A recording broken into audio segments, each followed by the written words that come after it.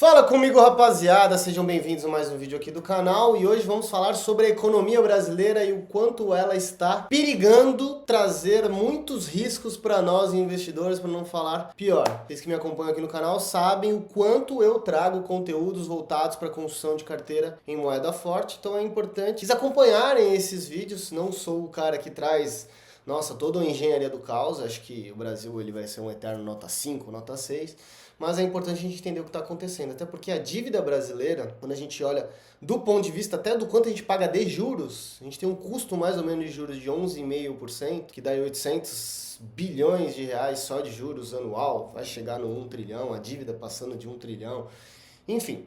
Vamos assistir a esse corte aqui que eu achei bem interessante sobre a economia brasileira lá no Flow, tá? Normalmente a gente traz alguns outros cortes lá do Market Makers, mas esse corte aqui do Flow eu achei interessante, então vamos debater um pouquinho sobre isso e eu vou querer sua opinião aqui embaixo, tá? A gente estava falando como o Galípolo, tu acha até que ele gostaria de abaixar essa taxa de juros, mas não consegue. Eu acho que o Brasil, na situação que ele está hoje, e obviamente o mundo não está contribuindo muito com isso, sem ter um governo que enfrente esse tripé macroeconômico, esse superávit fiscal que a gente tem que ter, etc. E o superávit fiscal, não sei se você sabe, mas ele é uma maluquice, né? Porque ele fala o seguinte, a gente tem que gastar menos do que a gente arrecada, excluindo juros. Ah, tá. Excluindo juros. Ou seja, já parou pra pensar? Isso é o único país do mundo, isso é uma jabuticaba brasileira. Esse conceito de superávit primário, obviamente, outros países olham esse número, etc., mas essa obsessão é uma jabuticaba brasileira. O que a gente está falando? A gente está falando o seguinte, do dinheiro que entra para o governo, tem um gasto que vem antes de todos. Isso não está na Constituição, isso não está em lugar nenhum. Mas na prática, a gente vive isso. Tem um gasto que vem antes de todos. Que é o dinheiro dos bancos. É o dinheiro dos bancos. E eu vou te falar uma coisa como isso é louco. Não é o dinheiro dos bancos, tá? Não é o dinheiro dos bancos. Não é só os bancos que o Brasil paga quando vai pagar a linha de juros. E é o seguinte, se você não pagar os juros daquilo que você está emprestando, daquilo que você está tomando emprestado, o negócio vira uma bola de neve e aí você não consegue mais ninguém para conseguir financiar você, tá? Louco. Você pega, por exemplo, o dinheiro dos aposentados. O dinheiro dos aposentados. Muitas vezes você deve ter lido já no jornal que a fila da aposentadoria está em 1,5 milhão de pessoas, não sei o que ainda não receberam. Quem deve para ele é o Estado. Que é exatamente o mesmo ente que deve para o dono da LFT. Se o cara não paga o aposentado, se ele não paga 1 milhão de aposentados, isso sai numa notinha pequenininha no jornal. Deixa de pagar uma LFT. Deixa de pagar uma LTN. No dia seguinte vai aparecer o seguinte, o Brasil quebrou. O Brasil entrou... Porque realmente entra em default se não conseguir pagar. Agora não tá pagando os aposentados por quê? Qual que é o motivo? em default. Então, no momento em que você não tira a dependência dos bancos, no momento em que você não muda essa história do superávit primário que beneficia o sistema financeiro em detrimento de todos os outros, colocando uma hierarquia que não existe, nem deveria existir.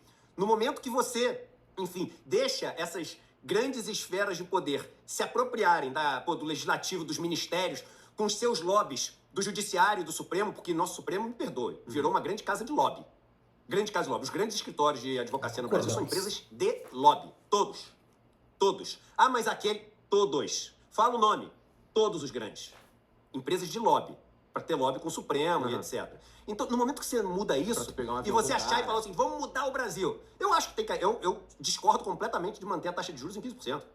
Eu acho que já tinha que ter começado a cortar os juros, etc. Agora, qual o risco que você tem?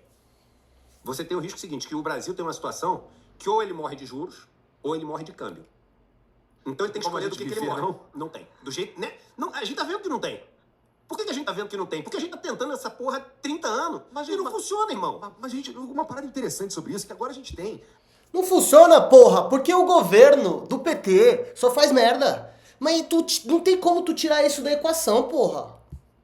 A gente teve com o governo Bolsonaro, a gente teve uma filosofia. Com o governo Lula, a gente tem outra filosofia. Não uma filosofia um pouco de... Economicamente falando, Tá. macroeconomicamente Parecido, falando, mesma é coisa. parecido, não é a mesma coisa, mas é muito mais parecido do que as pessoas imaginam. Então tem uns caras que têm razão quando dizem que o Jones Manuel, por exemplo, chama o Haddad do príncipe neoliberal do PT. Não, Aí ele se passou. Não é que é opinião, e eu respeito pra caramba o Jones, meu amigo, né, etc. Não acho que o Haddad seja um neoliberal, mas ele não tem uma política econômica contrária ao neoliberalismo. Porque uma coisa é você não ser um neoliberal convicto. A outra coisa é você dizer que você é contrário ao neoliberalismo, mantendo o tripé macroeconômico, mantendo a dívida pública no poder dos bancos, não fazendo, por exemplo, o negócio desse que eu estou falando da caderneta de poupança, você, enfim, sem ter a ousadia de romper com qualquer uma dessas relações. Então é o seguinte, você não é um neoliberal, mas você não se posicionou, você não agiu contrário ao neoliberalismo. Algumas pessoas podem falar, que aí é o seguinte, neoliberalismo que Eduardo, aí existe tu no Brasil, gente, tá aí na pelo amor de tautologia, tu tá enrolando a parada. Pra mim é o seguinte, se tu não é contra, tu é complacente, tu é a favor. E aí é uma discussão filosófica, né? Mas se liga, o Haddad, eu até dou uma colher de chá pro Haddad, porque eu acho que quem manda pra valer é o Lula. Não, concordo contigo pra caramba, eu acho que tá todo mundo seguindo a instrução do Lula. Mas aí a gente volta na história que eu falei de morrer de câmbio ou morrer de dó. Boa. Vamos lá, se tu chega hoje, sem mudar os modelos do Banco Central, os modelos do Banco Central estão todos ultrapassados. Estão todos ultrapassados. O teu modelo é que funciona, né? Sem mudar o Tô modelo do brincando, Banco Central, tu chega e fala assim, vou cair a taxa de juros para 8%. Explica o que tu tá chamando de modelo do Banco Central pro idiota. Tá ótimo. Não só para idiotas, para todo mundo. Ninguém tem obrigação de saber o que é isso. O Banco Central chega e fala o seguinte, olha só, a taxa de juros está em 15%, porque se eu baixar a taxa de juros para 13%, isso vai fazer com que tantas pessoas peguem a mais tantos bilhões de reais em crédito. Com este dinheiro, essas pessoas vão pegar e vão consumir mais tanto desse setor e etc.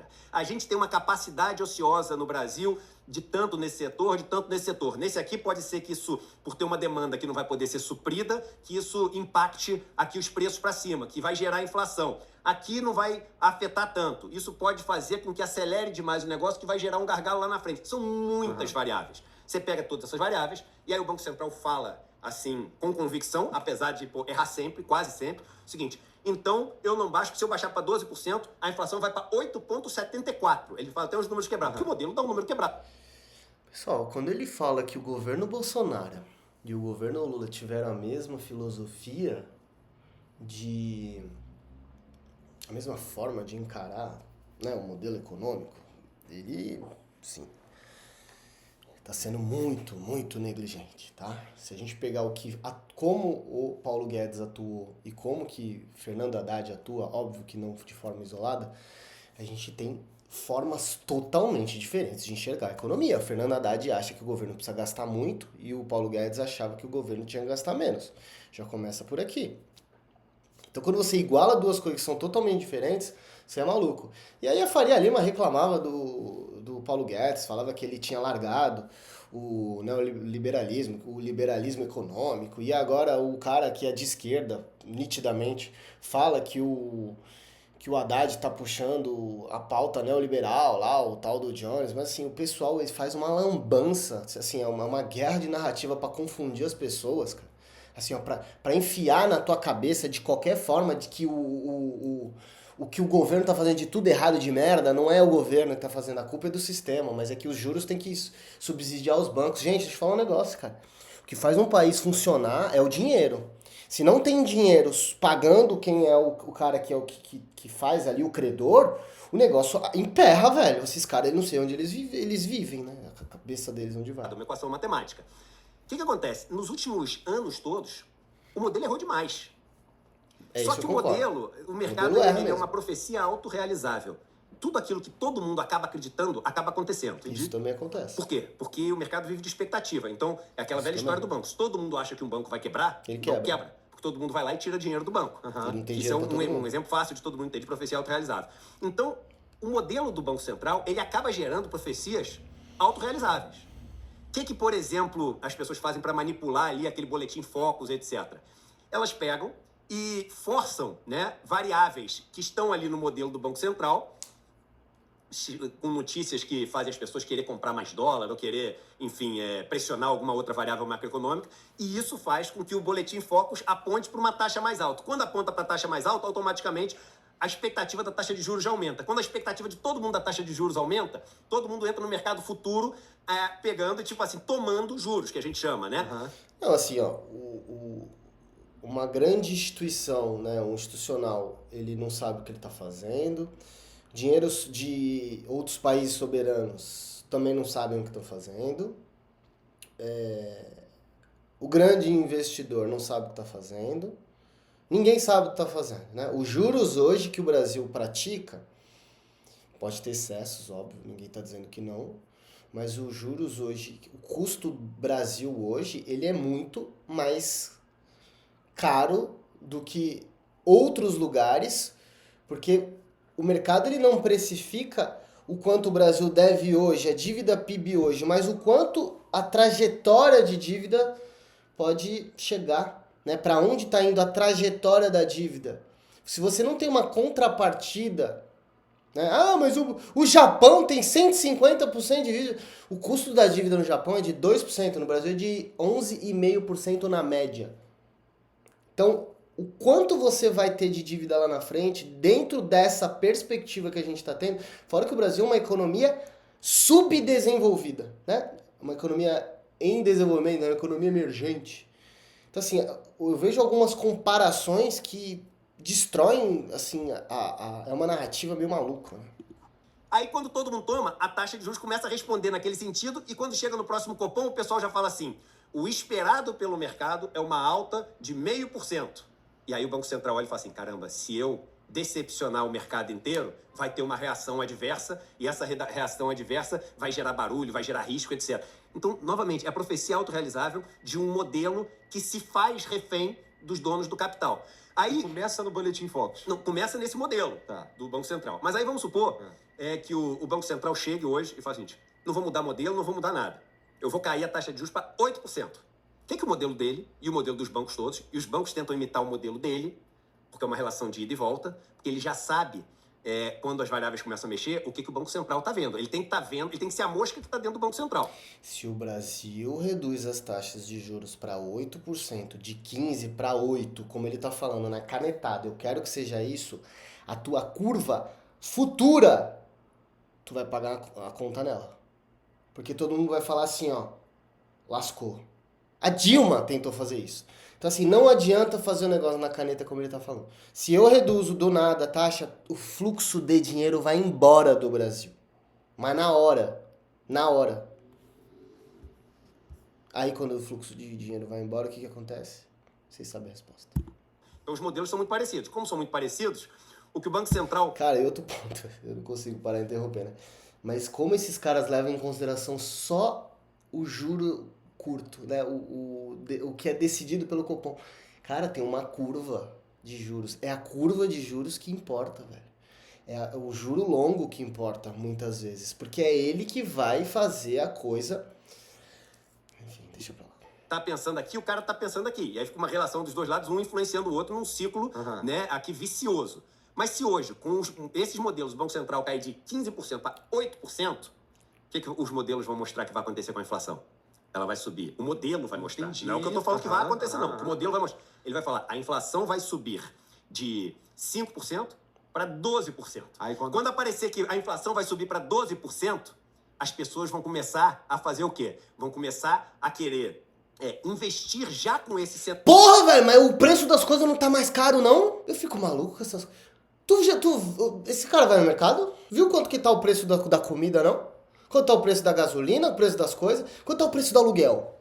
Você sabe quanto que era um aluguel num apartamento de 2 quartos aqui em Santos, em 2020? Antes da pandemia, você alugava um apartamento de 2 quartos em Santos, perto da praia, por R$ 2.400, R$ 2.500. Hoje, tu não aluga por menos de 4 mil. 3.800, 4 mil reais. Quanto que era o preço do carro antes da pandemia? Não tem inflação, então. Não tem inflação. E os mercados todos vão caminhar para uma inflação de 12%. Se você é um cara que vende coisa, você vai falar o seguinte, não, agora a expectativa de inflação está em 12%, eu vou subir o preço do meu produto.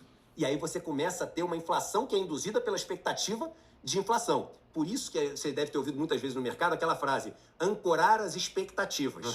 Porque quando o Banco Central, e eu não estou falando que eu concordo com nada disso, mas eu estou falando só porque é assim que funciona. O Banco Central chega e fala assim, não, mas as expectativas inflacionárias estão muito altas. E isso gera inflação. Então, por que gera inflação? Se a expectativa inflacionária está muito alta e você vai fazer um contrato de 3 anos, 5 anos, é em cima daquilo ali que você vai se basear para fazer o seu contrato. Então, o Banco Central chega e fala o seguinte, eu vou ancorar as expectativas inflacionárias. Joga lá para cima os juros. O pessoal fala, esse negócio vai deprimir a economia, ela vai diminuir a velocidade da economia, essa expectativa vai lá para baixo. Com a expectativa lá para baixo, as pessoas vão aumentar menos. Só que tem o segundo problema, irmão. Por isso que eu falei morrer de câmbio ou morrer de juros. Se ele faz isso, cai os juros para 8%, você não morre de juros. Mas se a expectativa inflacionária sobe, país com inflação significa que a sua moeda desvalorizou. Moeda desvalorizar significa o dólar o quê? Subir. Quando o dólar sobe, o que acontece com os preços aqui dentro? Porque você tem todas as commodities e no Brasil hoje em dia mais um monte de coisa que é importada porque a nossa indústria tem vivido décadas muito ruins. Você começa a ter inflação. E aí quando você começa a ter inflação, o que pega mais na opinião que as pessoas têm de políticos? Grana no bolso. Se tu consegue comprar comida, se tu consegue pagar teu Então, aluguel. nos Estados Unidos você teve ali o Biden, um dos problemas que ele tinha era essa pressão. O Bolsonaro, um dos maiores problemas que ele teve foi a questão da inflação também, da alta dos preços, principalmente dos preços de alimentos, que é o que o pessoal sente, que a história qual é o Excesso de moeda criada. azeite hoje, amanhã é o ovo, depois é o tomate, cada dia é uma coisa. O leite, teve a época do leite também. Então o governo chega, esse ou qualquer um, chega e fala o seguinte, meu irmão, faz o seguinte, sobe a taxa de juros, porque se é ruim a galera vai reclamar. Agora, se subir a inflação, a galera vai reclamar muito mais. Porque apesar dela não, os juros... Mais ou menos, né? O governo, você vê o próprio Trump reclamando dos juros mais altos, o Lula batendo pra cacete quando não era o Galípolo, quando era o Campos Neto, que os juros estavam altos, porque eles querem que os juros abaixo para acelerar um pouco mais a economia, sabe? Para mostrar que... Assim, Ela percebe. Mas muito percebe quando ela viés. toma uma dívida, quando tem que pagar. E no Brasil tem uma coisa que é o seguinte, os juros é 15%, mas a taxa da galera mais pobre, irmão, é 600% ao ano, 400% ao ano. Os juros passam para 12%, a taxa do cara passa para 350%. São todos impagáveis, então não faz muita diferença. Agora, tu sobe o azeite que o cara compra de R$10 para 40, tu sobe o leite de 3 para 9, o cara no dia seguinte fala o seguinte, meu irmão, o país tá uma baderna, entendeu? Fudeu. Mas é verdade. Então você vai ter governos sempre preferindo morrer de juros do que morrer de dólar. Só que no final das contas, quando você morre de juros, quem morre são todos nós. Por que todos nós? Porque juros simplesmente significa, como eu falei, um pedaço do imposto que vai para o governo e é distribuído para quem detém esses títulos que são os mais ricos da população. Então, taxa de juros é nada mais, nada menos do que o Robin Hood às avessas. Eu adoro esses caras, velho. Eles falam bonitinho e um monte de gente escuta, porque tá lá no flow, aí pronto, virou verdade. Mas tem coisas interessantes que ele falou, acho legal o debate, tá? Eu gostaria muito de escutar a sua opinião, acho que eu interrompi o vídeo várias vezes, então... Agora deixa aqui nos comentários a sua opinião, um monte de gente vai reclamar aí, vai xingar, o cara vai concordar com o cara, porque vocês acreditam em qualquer coisa. Traga um modelo que funcione aí, vai, vamos lá. Todo mundo sabe de tudo hoje em dia. Tamo junto, um grande abraço e a gente se vê aqui no próximo vídeo que eu vou deixar aqui na tela.